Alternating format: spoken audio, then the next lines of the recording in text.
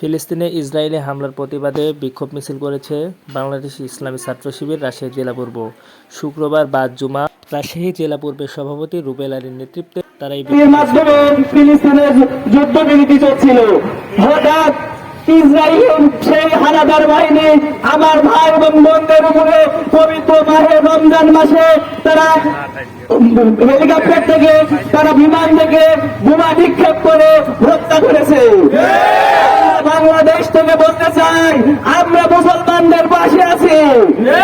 যারা আমাদের ভাই এবং বোনদেরকে যুদ্ধ বিরতি ভঙ্গ করে হত্যা করছে তাদেরকে হুঁশিয়ারি দিয়ে বসতে চাচ্ছি, প্রতি বাংলাদেশ সমগ্র বিশ্বের মুসলমানরা একতাবদ্ধ হতে পারে, তোমাদের এই পৃথিবীর মানচিত্র থেকে সেই মানচিত্র থেকে তোমাদের নাম মুছে যাবে।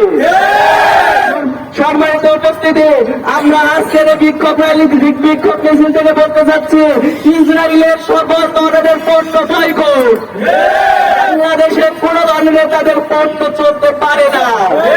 সম্মানিত উপস্থিতি, মদিনাতে আল্লাহ রাসূল সাল্লাল্লাহু আলাইহি ওয়াসাল্লাম যখন চুক্তি করেছিল মক্কা চুক্তি, তারা কাফেররা সেই চুক্তি ভঙ্গ করেছিল। পরবর্তী সময় দেখা গেছে মক্কায় বিজয় হয়েছে।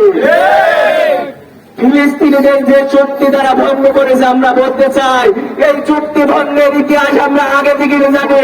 চুক্তি ভঙ্গ করে আমরা বিজয় এনেছি, তারা চুক্তি ভঙ্গ করেছে, আবারও বিজয় আমাদের মাঝে আসবে ইনশাআল্লাহ। সম্মানিত উপস্থিতি, পরবর্তী সময়ে যে কোনো আন্দোলন যদি আসে আমরা প্রত্যেকটা আন্দোলনের শরীক হব। আমরা দেখতে পাই গোটা বিশ্বের যখন মুসলমানদের উপরে নানাভাবে নির্যাতন চলে, আমাদের এই গোটা বিশ্বের জন্য জাতিসংঘ গঠিত হয়েছিল। জাতিসংঘরা নানাভাবে নিশ্চুপ থাকে, তারা কথা বলে না, তারা বিভিন্ন ধরনের যে কথাবার্তা গুলো রয়েছে তারা তাদের প্রতিবাদের মাধ্যমে হত্যাকাণ্ড বন্ধ করতে পারে না।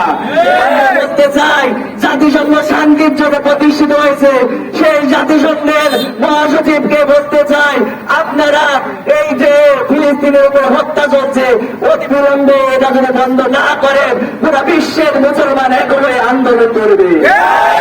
সবাইকে অসংখ্য ধন্যবাদ এবং মোবারকবাদ জানিয়ে